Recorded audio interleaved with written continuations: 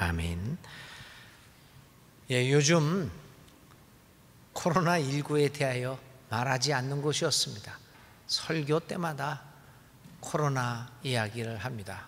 여러분 좀 지겨울 때도 됐죠? 식상할 때도 되었을 법합니다. 저도 이렇게 계속해서 말하는 것도 한편으로는 좀 멋쩍기도 하고 꼭 이래야 되나라는 생각도 갖곤 합니다. 모든 삶의 분야에서 코로나 바이러스에 대한 이야기는 대세를 이루고 있습니다. 책방에 가보면 요즘 가장 잘 팔리는 책들이 코로나 이 바이러스에 대한 이야기입니다. 물론 코로나 바이러스에 대한 과학적인 설명이 아니라 코로나 바이러스가 가져온 인간 삶의 변화에 대하여 이야기하고 또 그러한 변화된 삶의 환경 속에서 우리가 어떻게 삶을 살아가야 하는가, 어떻게 경제를 해야 되고 어떻게 정치, 어떻게 과학기술, 농업을 하고 여러 가지 그런 일들을 삶의 이야기를 나누는 것이 대세입니다. 왜 이렇게 지겨울 정도로 반복해서 우리는 이 코로나 이야기를 하고 있습니까? 한마디로 얘기하면 코로나 바이러스가 그 바이러스가 가져온 파장이 우리 인류의 삶을 송두리째 바꿔놓고 있기 때문입니다. 경제, 정치, 문화, 스포츠, 그리고 우리의 종교 생활까지도, 우리의 교회의 목회와 믿음 생활까지도 다 바꾸어 놓기 때문입니다. 철저하게 바꿔 놓았기 때문입니다. 일반적으로 인간들은 인류의 역사를 말할 때 어떤 큰 사건을 기점으로 해서 그 사건 전후로 인류의 역사를 나누곤 합니다. 인류의 역사에서 가장 위대한 사건이었던 예수님의 탄생은 우리의 역사를 기원 전과 기원 후로 나누었습니다. 기원 전의 삶과 예수님이 이 땅에 오신 이후의 삶은 전혀 다른 삶이 전개되었습니다. 그런 기원 전과 기원 후의 역사가 1517년 16세기 초에 마르틴 루터의 종교개혁으로 말미암아 또 중세와 근세라고 하는 역사로 구분되어져 오곤 했습니다. 그러한 또 인류의 역사는 1989년에 베를린 장벽이 무너진 이후에 이념의 세계가 무너지고 신자유주의 경제정책이 시작되면서 인류의 역사는 또 뒤바뀌어져서 포스트 모던 시대다, 근대 후기의 시대다, 이렇게 이야기를 합니다. 이렇게 굵직굵직한 사건들은 우리의 인류의 역사를 이렇게 구분짓곤 했습니다. 그런데 2020년 초에 발생한 이 코로나19 사태는 바로 이러한 중요한 분기점으로서 우리의 인류의 삶을 코로나19 전과 코로나 이후의 삶의 역사로 바꾸어 놓았습니다. 이렇게 코로나 전과 코로나 후의 삶으로 바뀌게 된다고 하는 것이 전 세계의 거의 모든 석학들의 의견입니다. 그러기에 당분간 코로나 바이러스 사태를 무시하고 우리의 삶을 이야기할 수 없습니다. 왜냐하면 코로나 이전의 삶과 코로나 이후의 우리의 삶은 근본적인 면에서 바꿔졌기 때문입니다. 우리의 믿음 생활에서도 마찬가지입니다. 코로나를 무시한 채 우리의 교회 생활, 교회 운영, 목회, 선교를 얘기할 수 없습니다. 코로나 전과 코로나 이후의 선교와 교회의 모습은 급격하게 변화되었기 때문입니다.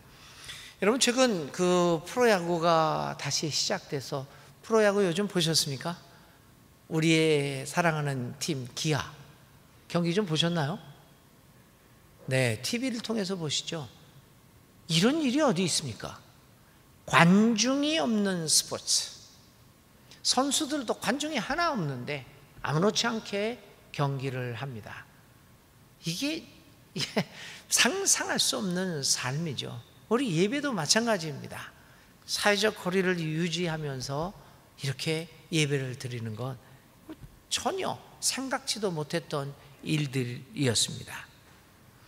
이렇게 코로나는 우리의 삶을 근본적인 면에서 바꿔 나갔습니다. 그러므로 이러한 바뀌어진 상황을 제대로 이해하지 않는 정치는 몰락하고 말 것이고, 이러한 사회적 변화를 감안하지 않는 경제 활동은 결코 성공하지 못할 것입니다.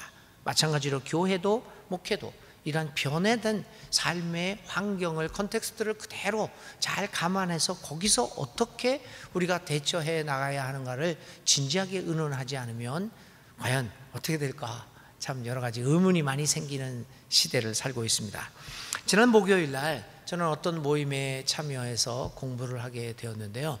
어떤 모임이었지만 거기에 이제 강의를 하시러 오신 분이 있습니다. 이정배 전 감리교 신학대학에서 조직신학을 가르쳤던 한국 사회에서 많이 존경을 받고 있는 신학자 중에 하나입니다. 물론 저도 이제 교분을 갖고 늘 가르침을 많이 받는 교수님이신데, 그분이 마침 그 모임에 와서 코로나 바이러스 이전과 이후를 말한다라고 하는 제목의 강연을 했습니다.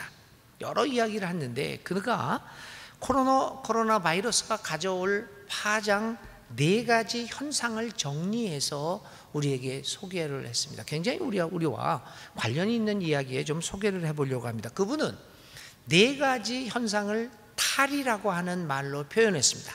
탈이라고 하는 것은 탈출하다입니다. 벗어남입니다. 이 4가지 벗어남에 대해서 이야기를 했습니다. 첫 번째, 탈인간. 인간 중심의 세계관에서 이제 우주 중심의 세계관으로 우리가 변화하지 않고는 살아갈 수 없다는 이야기입니다.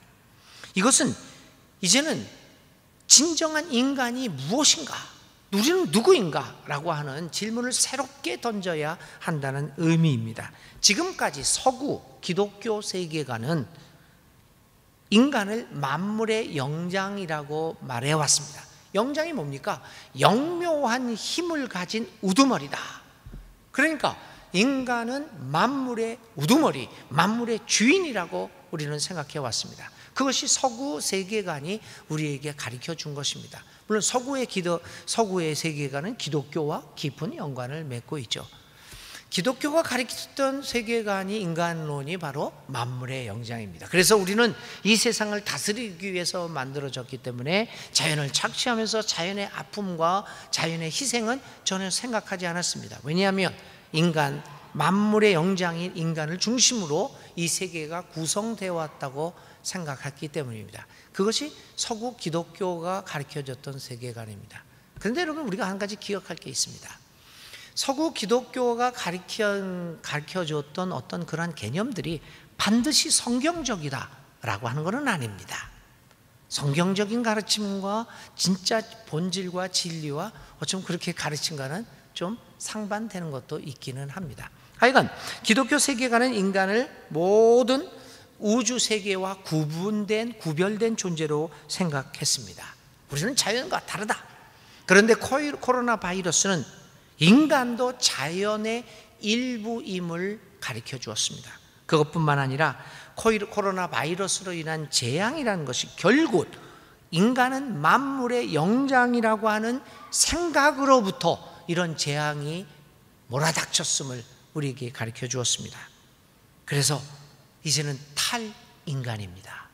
지금까지 우리가 생각했던 인간의 모습에서 벗어나서 이제 우리는 진정한 인간이 무엇냐, 자연의 일부로서의 인간이 누구냐, 특히 하나님의 형상으로 창조된 존재로서의 인간은 어떤 의미를 갖고 있고 어떤 누구인가를 우리는 깊이 생각해 보아야 하는 것입니다. 두 번째, 코로나 바이러스가 가져온 탈은 탈성장입니다. 현대에 있어서 우리 모두에게 성장이라고 하는 것은 우상입니다. 경제도 그렇고 모든 것들은 성장해야 합니다. 그것이 오늘 우리들을 휩쓸고 있는 우상입니다. 그래서 코로나 극복에 대해서 말하는 것도 경제 회복이 우선입니다. 경제가 성장해야 한다는 겁니다. 교회에 있어서도 예배 회복이라고 말하고 있지만 그 예배의 본질에 하나님을 섬기는 본질적인 예배의 회복이라는 것보다는 예배 인원이 꽉꽉 들어차는 예배 인원의 성장을 이야기합니다. 그런데 코로나 바이러스는 우리에게 이 성장 우상으로부터 벗어날 것을 요구하고 있습니다. 이 코로나 이후의 세계는 코로나 이전 세계처럼 무조건 많이 모이고 무조건 많이 벌고 무조건 많이 생산하는 그러한 성장이라는 개념에 경고를 하고 있기 때문입니다. 탈성장입니다. 세 번째는 탈서구입니다. 지금까지 우리에게는 유럽과 미국은 모든 가치의 척도였습니다. 미국과 유럽이 하는 것은 다 옳은 것이었습니다. 그래서 우리가 하는 행동이 미국과 유럽과 비슷하거나 뭐 같으면 우리는 그것이 옳다라고 생각을 했습니다. 우리의 일상생활에서도 그랬고 기독교 믿음 생활에서도 서구적이고 미국적인 것은 다 옳은 것으로 많이 생각해 왔습니다. 그래서 유럽이나 미국에서 발생한 생각이나 사상이면 거부감 없이 받아들입니다. 그러나 한국 혹은 아시아, 중국 같은 아시아에서, 우리나라 같은 아시아에서 발생한 생각이나 사상은 이상하게 거부감이 생깁니다. 그래서 설교를 하거나 할 때 서양의 철학자들 파스칼도 얘기하고 여러 사람들 얘기를 해서 그 사람들의 작품을 얘기하면서 성경을 얘기하면 그렇구나, 고개를 많이 거부감 없이 고개를 끄덕입니다. 그러나 아시아의 놀라운 깊은 역사를 가진 사상을 가지고 뭘 얘기를 하면 말을 합니다. 거부감을 느낍니다. 저는 참 그런 얘기를 많이 듣습니다. 목사님, 왜 설교를 하는데, 성경 공부를 하는데 왜 도덕경이니 이런 동양의 고전을 이야기합니까? 그래서 저는 그렇게 저한테 질문을 이해합니다. 워낙 우리가 서구에 지나쳐 있었으니까. 만약 그걸 가지고 예를 들면은 어떤 미국의 또 서양의 유명한 철학자의 책을 가지고 이렇게 성경을 한번 해석해 보려고 시도했다면, 야, 우리 목사님 유식하다, 이렇게 얘기를 하고도 합니다. 다 이해합니다. 그게 치우쳐 있으니까. 저는 그렇게 대답합니다. 여러분, 저에게는 성경이 유일한 책입니다. 텍스트입니다. 저는 이것 외에는 저의 신앙과 저의 모든 삶의 가치관을 지배하고 있는 것은 없습니다. 가장 중요한 책입니다. 그런데 이것을 이해하기 위해서, 여기에 우등생이 되기 위해서 참고서들을 볼 수밖에 없습니다. 여러분, 좀 낯설은 이야기는 좀 거북한 이야기지만, 서울대학교 가기 위해서 우리나라 현실에서 교과서만 공부해야죠 되겠습니까? 이 교과서를 하기 위해서 얼마나 수많은 참고서를 하고 가외까지 합니다. 학교 교육이 모자라서 과외까지 해가지고 서울대를 갑니다. 이 유일한 진리라고 하는 이 성경, 하나님의 말씀을 이해하기 위해서 이런 참고서 저런 참고서를 보면서 어떻게 이 말씀을 좀 더 성경의 본질에 맞게, 본질이 좀 접근해 보고자 하는 것입니다. 그런데 우리는 서양 것이면 좋고 아시아 쪽 것이면 거부감을 느낍니다. 그런데 이번 코로나 바이러스 사태는 유럽이나 미국을 기준으로 삼았던 것이 허무할 정도로 허약한 것임을 적나라하게 보여주었습니다. 그래서 대한민국의 그 신뢰도 변화가, 옛날에는 헬조선 그랬다가 이번 사태를 통해서 이 서구나 미국의 것이 이게 반드시 진리는 아니구나, 우리 한국적인 것이 얼마나 중요했던가라고 하는 것들을 우리들이 발견했던 것이죠. 그래서 이번 코로나 사태는 바로 이런 탈서구를 해서 우리 한국 혹은 아시아의 가치가 얼마나 중요한 것이고 좋은 것인가를 돌아보게 만들었습니다. 탈서구화가 이루어지게 되었습니다. 네 번째, 이것이 바로 오늘 우리들에게 관련이 있는 그 사항입니다. 탈종교입니다. 사람들이 이번 코로나19 사태를 통해서 제도 종교가 큰 힘을 발휘하지 못한 것을 보게 되었습니다. 오히려 우리 기독교는 사회로부터 의심의 눈초리를 받기만 했습니다. 그렇지 않다, 아무리 변호하고 변명하고 방어해도 소용이 없었습니다. 우리 기독교 신뢰도는 이번 코로나 사태를 통해서 전에도 없었지만 더 나빠졌습니다. 지난주에 제가 그 통계한 거를 그 시사인에서 조사한 통계를 여러분 그래프로 해서 보여주었지 않습니까? 우리 기독교의 신뢰 변화가 어디였죠? 제일 밑바닥에서 누구하고 같았죠? 언론?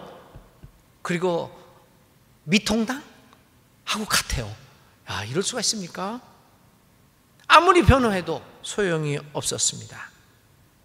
그러니까 이 제도적 종교가 힘을 발휘하지, 일상생활에서 아무런 힘을 발휘하지 못하고 있다는 것을 사람들이 보았던 것입니다. 이게 문제입니다. 더욱이 현장 예배로 모이지 못하고 인터넷을 통한 온라인 예배를 경험하게 된 특별히 젊은 세대들에게는 안타깝게도 새로운 세계가 열리게 되었다는 겁니다. 지금까지는 교회당에 나와서 예배 드려야만 예배라고 생각을 했는데 온라인 세계를 해보니까 젊은 사람들이 새로운 세계를 감경한 거죠. 그래서 지난번에 제가 그 줌으로 화상으로 장신대 강의를 하나 한 게 있어요. 여러 학생들하고. 그때 제가 이런 단어를 표현했습니다. 지옥의 문이 열렸다. 이게 맛보지 말아야 할 것을 맛보게 된 겁니다. 어쩔 수 없이 이런 상황이 되었어요. 그러니까 이러한 상황 속에서 종교로부터 탈출하는 속도가 빨라지게 되었던 겁니다. 그러면 어떤 종교로부터 사람들은 빨리 빠져나가게 될까요? 종교가 일상생활에서 큰 위력을 발휘하지 못한다는 것은 세상 사람들이 보았고, 우리 믿는 사람들은, 특별히 젊은 세대들은 온라인 예배라고는 보지 말아야 할 것을 경험하게 되었습니다. 이런 두 가지 상황은 우리로 하여금 종교로부터 빨리 탈출하게 하도록 가속도를 붙게 만들었습니다. 그러면 어떤 종교가 탈출을 하는 특징적인 모습을 가지고 있을까요? 첫 번째는 이런 종교로부터 사람들은 탈출하게 될 것입니다. 첫 번째입니다. 사회와 분리된 채 오직 개인의 구원과 번영에만 몰두하는 기독교회는 거기서로부터는 사람들이 탈출하기 시작합니다. 나이 든 사람들은 탈출하지 않습니다. 그분들은 이렇게 해도 저렇게 해도 그 자리를 지킵니다. 근데 다른 사람들은 안 그런 거죠. 그래서 중요한 것은 기존 분들을 잡아놓는 것도 중요하지만 흔들리기 쉬운 이 새로운 사회를 맞이하고 있는 이 세대들을 어떻게 잡아놓을 수 있느냐, 이게 그런 거죠. 그래서 이 첫 번째 그거 얘기한 것처럼 이 사회와 분리된 채 오직 개인의 구원과 번영에만 몰두하는 기독교로부터는 사람들이 탈출하기 시작할 겁니다. 두 번째, 영성적인 삶과 세속의 가치를 구분하지 못하고 오직 성장의 틀에만 잡혀있는 기독교로부터는 사람들이 탈출하기 시작할 겁니다. 교회는 특별히 하나님 말씀에 천착하는 영성적인 모습을 보여야 됩니다. 그저 믿으면 잘 삽니다 하고 뭐 믿습니까 하면 아멘이나 연발하는 그런 영성적인 모습을 보이지 못하는 기독교로부터는 탈출이 가속화될 겁니다. 그러나 성경의 깊은 진리를 고민하며 진지하게 성찰함으로써 갈등하며 이 말씀들을 드러내서 영성의 깊이를 더해가는 기독교로부터는 계속 남아있고 오히려 사람들은 그 기독교로 찾아올 것입니다. 세 번째, 오직 유럽과 미국에만 의존하여 우리 민족의 전통과 아시아의 가치는 외면하는 기독교로부터는 탈출이 가속화될 것입니다. 네 번째, 제도로서의 기독교, 경직된 교리에만 몰리고 있는 기반한 기독교는 사람들은 탈출하게 될 겁니다.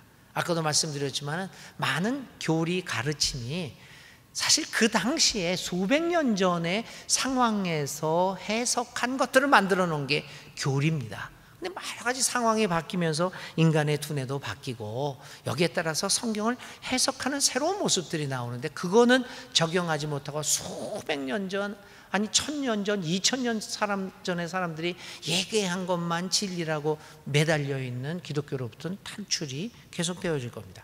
다섯 번째, 합리적 이성을 배제한 비전문적인 기독교로부터는 사람들이 탈출하기 시작할 겁니다.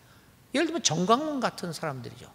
그런 우파적 기독교, 도대체 이성은 없고 그냥 맹목적으로 가짜 뉴스에 휘둘리면서 따라가는 그러한 기독교는 사람들이 탈출할 겁니다. 거기에 머물러 있는 사람들이 없습니다. 그러므로 우리는 이 시기에 이러한 상황 변화를 보며 반성하고 새로운 길을 모색해야 할 때입니다. 많은 이런 기회를 놓치고 새롭게 전개되는 인류의 역사를 제대로 바라보지 못한다면 기독교의 미래는 결코 밝지 못할 것입니다. 조금 아까 말씀한 여러 가지 내용들은 코로나 바이러스 사태를 맞고 있는 오늘의 한국 기독교인들이 진지하게 고민하고 갈등해야 할 중요한 사항들입니다. 그런데 여러분, 이런 고민과 갈등은 우리들만이 하는 것이 아닙니다. 수천 년 전 고대 이스라엘 사람도 마찬가지 고민을 했습니다. 그것이 오늘 우리의 본문이 보여주고 있는 내용입니다. 미가와 그 외 여러 사람들은 그 당시의 사회에서 살아가면서 신앙을 갖는다는 것이 무엇인가 하는 것에 대하여 회의를 느끼기 시작했습니다. 그리고 이 회의는 하나님께 나아갈 때 무엇을 가지고 나아갈까라고 하는 내용의 질문으로 나타났습니다. 거꾸로 말하면 이 질문은 과연 하나님이 우리들에게 요구하고 바라시는 것은 무엇일까라고 하는 질문입니다. 그들은 하나님 앞에 나오고자 하는 사람들, 예배자들은 늘 하나님께 무엇을 바칠 수 있을까를 고민합니다. 이 고민은 매우 자연스러운 고민이지요. 당시의 사람들에게 하나님의 존재는 인간의 운명을 좌우할 수 있는 힘을 가진 존재였기 때문입니다. 그래서 신을 만족시킬 수 있느냐 없느냐 하는 것은 인간의 생사화복이 달려있는 매우 중요한 문제였습니다. 따라서 그들은 늘 하나님에게 무엇을 바치면 하나님이 만족해야 하고 그 대가로 나에게 복을 줄 것인가를 고민을 했습니다. 오늘 하나님이 믿고 예배를 드리는 우리들도 그렇습니다. 무엇을 드려야 할까? 그래야 우리가 하나님을 기쁘게 할까라고 하는 고민을 갖고 있습니다.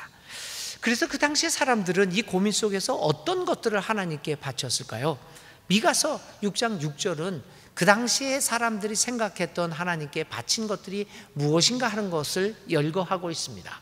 첫 번째는 1년 된 송아지. 얼마나 부드러운 고기입니까? 좋은 고기. 옛날에는 이걸 한국에서도 먹고 그랬는데요. 아주 부드럽고 맛있잖아요. 요즘은 그 금지되어 있습니다. 이거 1년 된 송아지를 바치면 하나님이 좋아하실까? 아니다. 그것까지 몰아갔다. 수천 마리의 양을 드리자. 그래서 1,000번제도 나왔습니다.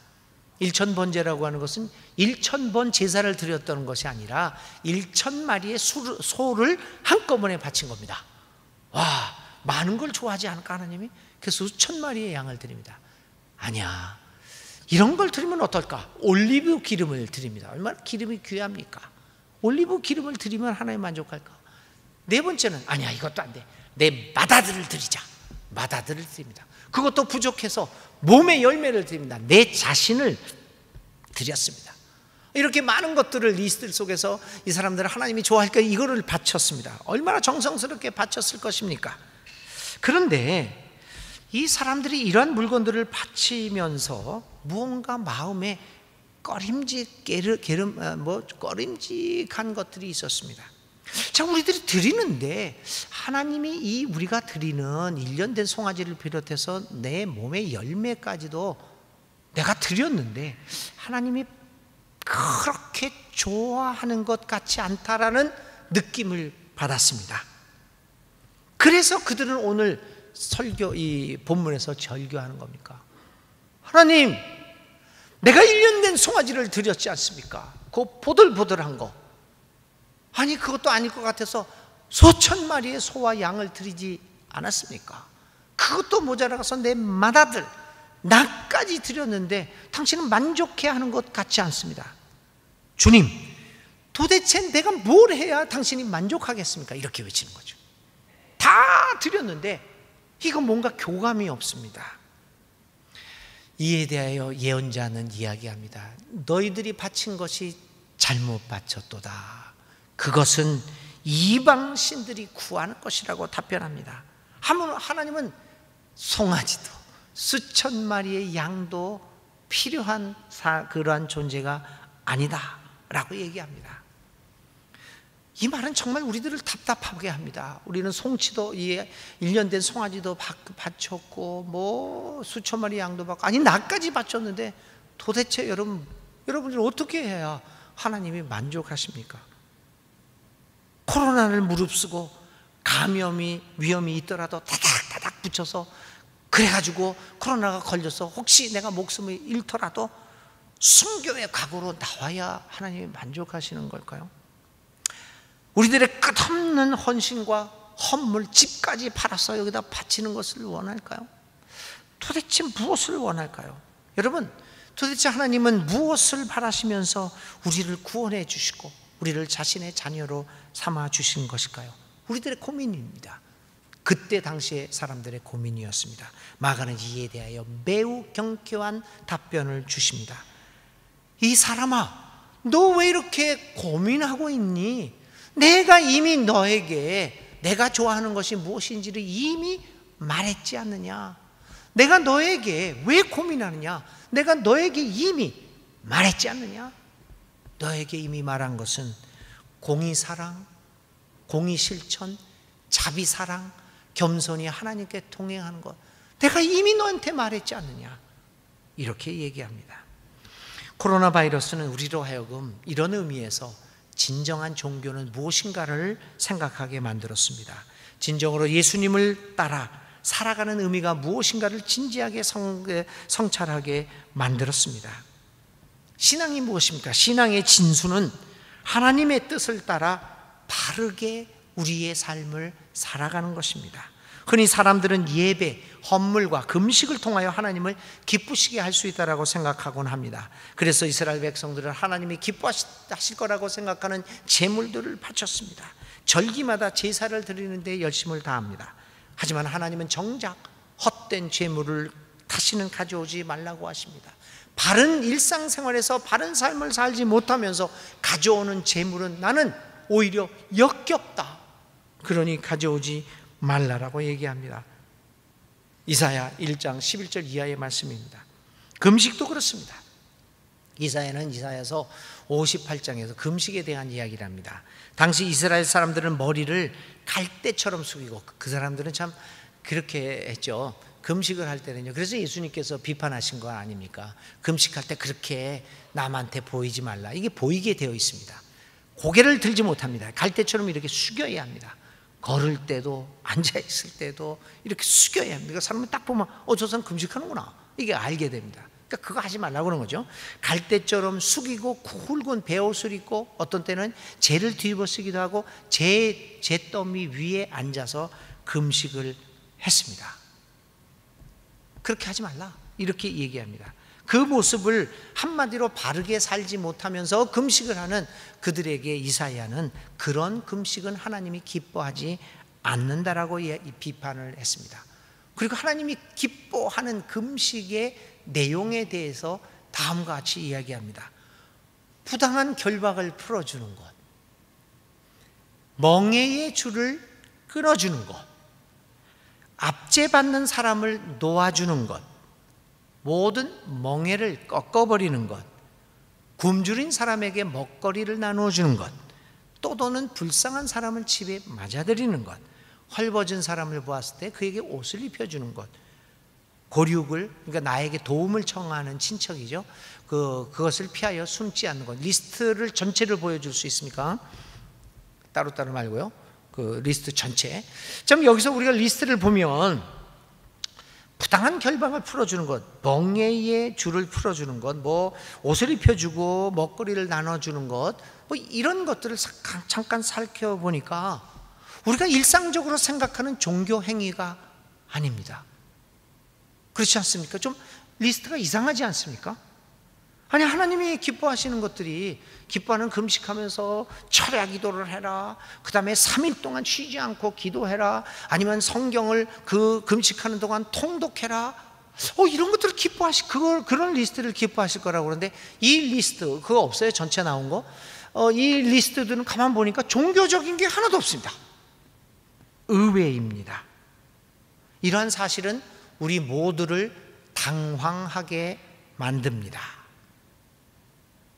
놀라운 것이죠.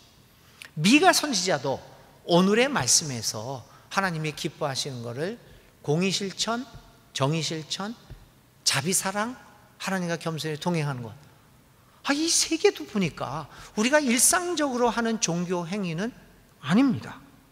우리에게 신앙생활은 성경을 통독하고 성경 이야기에 능하고, 그리고 교회에 빠지지 않고 예배 잘 드리고 11조를 비롯한 헌금 꼬박꼬박 드리고, 주일날에는 어디 가지 않고 하루 종일 이 모임 저 모임 저 모임에서 하루 종일 교회에서 지내다가 집에 들어가면 파김치가 돼서 피곤해하는 것, 이런 것들이 종교생활이 하나님이 기뻐하실 것이라고 생각했는데, 거기에는 리스트가 하나도 나타나지 않고 있습니다. 미가 예언자나 이사야 예언자나 이런 이야기는 전혀 하지 않고 일상생활 속의 삶에 대한 이야기를 합니다. 그것이 하나님을 기쁘게 하는 믿음이라고 말하고 있습니다. 이사야도 그렇고 미가 예언자도 동일합니다. 그들에게 있어서 하나님을 섬기고 그분을 믿고 살아가는 것은 성전 안에 머물면서 제사 등의 종교적 행위를 하는 것이 아닙니다. 성전을 뛰어넘어서 각자가 살고 있는 일상적인 삶에서 하나님의 뜻을 행하여 살아가는 것입니다. 그것이 코로나 바이러스가 우리에게 준 변화입니다. 우리가 방역을 얘기하잖아요. 언제 방역을 했습니까? 우리 방역 안 하고 살았죠. 어쩌다가 1년에 한 번 할까 말까 이렇게 소독약 뿌리고 그랬어요. 근데 코로나 사태 이후에는 어떤 방역을 합니까? 우리는 생활 속의 방역을 합니다. 그냥 요즘 얘기를 들으니까요, 어린아이들 있잖아요. 유아들이나 어린아이들이 이 감기나 이런 것들이 부쩍 줄었다고 합니다. 왜냐하면 생활 속의 방향을, 요즘은 손 씻는 게 일상화됐잖아요. 그러니까 오히려 소아들의 그 자질구레한 병치레가 없어졌다는 통계도 있습니다. 특수 방역에서 생활 속의 방역으로 전했습니다. 여러분, 믿음 생활도 그렇습니다. 우리는 교회 안에서만 믿음이라고, 종교 행위를 하는 것을 믿음이라고 생각했는데 이제는 일상의 믿음으로 바뀌었습니다. 그것은 일상의 삶에서 하나님의 뜻을 따라 바르게 사는 것입니다. 그것은 공의를 실천하고 자비를 사랑하며 하나님과 겸손하게 동행하는 바른 삶을 살아가는 것입니다. 저는 최근에 여러분 예수 살기라고 하는 그 목회 주제를 여러분들과 함께 성경을 통해서 살펴보기 위해서 도덕경을 택했습니다. 그래서 도덕경을 통해서 하나님의 예수님의 삶을 조금 더 깊게 또 그리고 다양하게 한번 살펴보려고 했습니다. 그래서 모두 10번의 그 도덕경 8장에 나오는 물에 대한 이야기에서 10번의 설교를 기획을 했었습니다. 오늘이 8번째입니다. 그러니까 그 다음 주일에 이제 도덕경 설교는 이것으로 끝을 맺게 됩니다. 조금 왜 도덕경 가지고 그렇게 하나, 그런 또 그런 의문을 가졌던 분도 이제 영원히 하는 것은 아니고 그렇게 일시적으로 그런 참고서를 통해서 한번 살펴봅니다. 오늘 8번째인데요. 노자는 이 8번째 물의 특징을 이런 단어로 표현합니다. 정선치라는 단어로 표현합니다. 바를 정에 좋아할 선, 그리고 다스릴 치입니다. 이건 뭐냐면 다스린다. 그가 살아가는 삶의 모습은 정이다 이겁니다. 바르게 살아간다. 물은 바르게 살아가는 그 원리를 채택하고 있다라고 하는 것입니다. 도를 깨친 사람, 진리를 깨친 사람은 바르게 산다라고 하는 의미입니다. 정선치입니다. 도를 깨우친 사람, 진리를 깨우친 사람은 바른 삶을 살아가게 마련입니다. 거꾸로 말하면 바른 삶을 살아가는 사람은 진리를 깨달은 사람일 가능성이 많습니다. 여러분, 오늘 우리 사회가 너무 시끄럽습니다. 이러니 저러니 너무 말이 많습니다. 그것은 바르게 살고 있는 정치인, 정선치를 하고 있는 정치인이 없기 때문이 아니겠습니까? 바르게 사는 정선치를 하고 있는 경제인이 없기 때문이 아닐까요? 정선치, 바르게 사는 종교인들, 우리 믿는 사람들이 없기 때문에 이렇게 소란스러운 것 아닙니까? 코로나 바이러스는 재앙이기는 하지만 우리에게 바르게 사는 것만이 우리의 살 길이라고 말하고 있습니다. 인간만을 중심으로 살아오고 다른 생명을 존중하지 않고 살아왔던 우리의 올바르지 못한 삶을 향하여 경고합니다. 그리고 우리에게 바르게 살라고 얘기합니다. 오직 물질의 성장과 축적만을 바라며 올바르게 살지 못한 우리의 삶을 향하여 경고합니다. 그리고 바르게 살라고 얘기합니다. 개인적인 생각만을 가지고 살아오며 공동체를 생각하지 못했던 우리의 올바르지 못한 삶을 향하여 경고합니다. 그리고 바르게 살라고 합니다. 믿는다고 하면서도 하나님이 기뻐하시는 일을 하지 못하고 엉뚱한 일만 계속했던 우리의 올바르지 못한 삶을 향하여 경고합니다. 그리고 우리에게 바르게 살라고 이야기합니다. 사랑하는 여러분, 이 세상 안에서 공의를 실천하고 자비를 사랑하며 겸손히 하나님과 동행하는 바른 삶을 살아가는 것, 그것이 오늘 코로나19 바이러스 이후의 신앙의 모습이고 그것이 바로 우리 모두를 살리게 해주는 길일 것입니다. 정선치 바르게 살아가는 것입니다. 우리 모두 정선치를 실행할 수 있는 우리 사랑하는 순천중앙교회와 또 교우들이 다 되시기를 주님의 이름으로 축원드립니다.